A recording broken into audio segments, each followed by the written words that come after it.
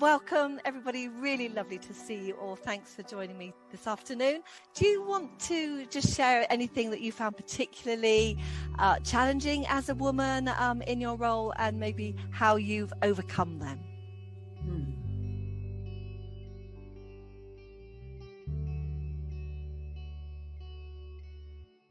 I came to church ministry, ordained church ministry, quite late in life. I didn't get ordained until 2012, so I went back to college, to theological college, in 2009 when I was in my early 50s, which is it was a big step. And we moved back to Nottingham in order for me to study.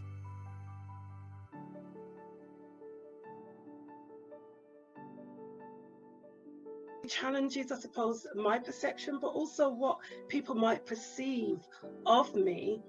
Because, as I said before, I've worked for many years alongside my husband, various leadership roles, but instead of being, the pastor's wife, as some people would say, perhaps, there was a role for me to play as a minister in our local body. And people perhaps, when you are trying to lead, and they wonder, well, what role do you have? If you don't have the so-called title, it does make it a little bit more difficult. So I agree.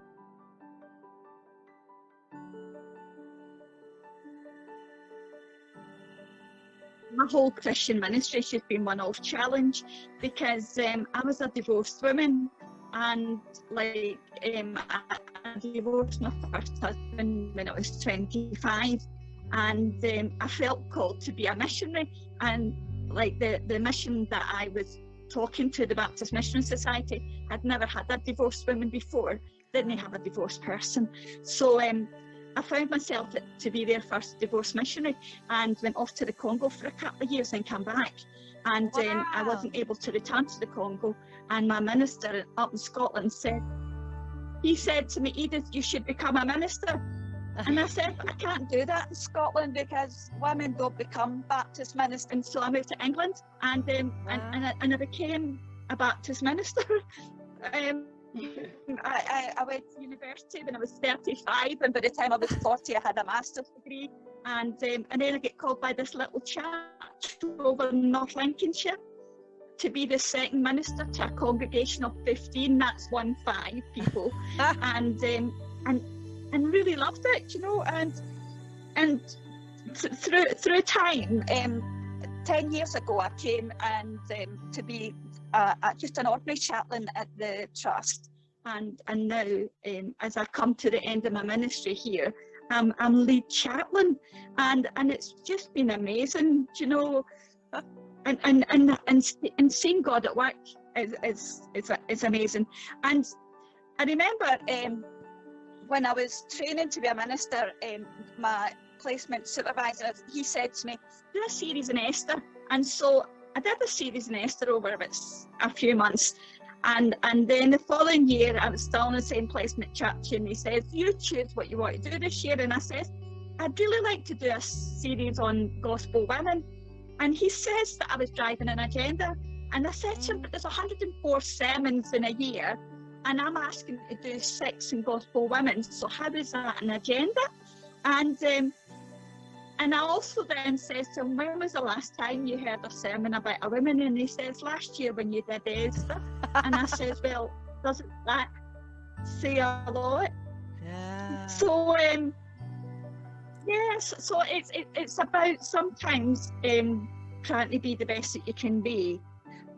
And when I first became the chaplain, it was with a team of women, and some people didn't like the idea that we didn't have a head.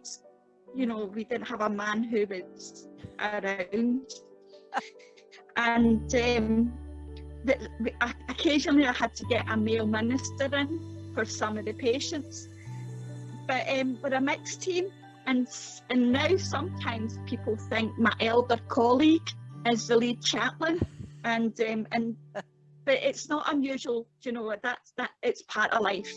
But women in leadership's not unusual for the NHS. So that's me.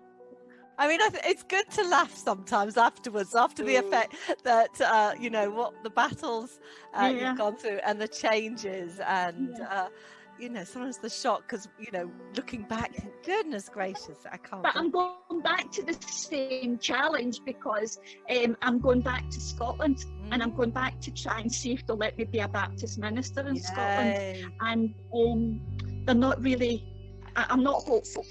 But with God, there is always hope. Absolutely. There's always hope. When I was a little girl, I came home from church one day with my father. I very rarely, probably can count on the amount of times on one hand I ever went to church with my parents as a child. With school a lot, but not with not family. I wasn't a church family. We weren't a church family. But we'd been this Sunday and I came home and I said to my parents that I wanted to be a vicar. And they just looked at me. I mean, I would have been about 8 or 9. They said they were going to ask the people next door because they knew that the people next door went to church. And they said, well, she can't be a vicar because there's no such thing.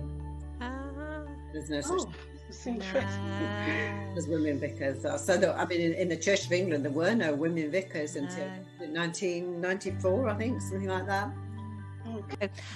This last year with the COVID-19 pandemic has brought many changes to the way we do life and work. Have you seen any positive changes in your roles or in your experience of life at the minute that you've seen that have made life more equal for people? I'm thinking of is what everybody has recognised, how important the digital world is, being online. And often it's associated with young people or people who are really tech savvy. And, you know, and what's positive about this difficult situation is that people of all ages or backgrounds have really taken up the challenge and learned to use technology. And I think... So our local, the village where I live there, the parish church is in vacancy. So I've been doing some of their services for them to help out. And what we've realised is that people who have not been able to come to church would not have been able to come to church ordinarily. And that might be because of mobility issues, but it might be because of childcare or working shifts or... you know, a variety of reasons, you know, Sunday, whatever you think about Sunday as the day being sacrosanct, we know that we don't live in a world where it is anymore.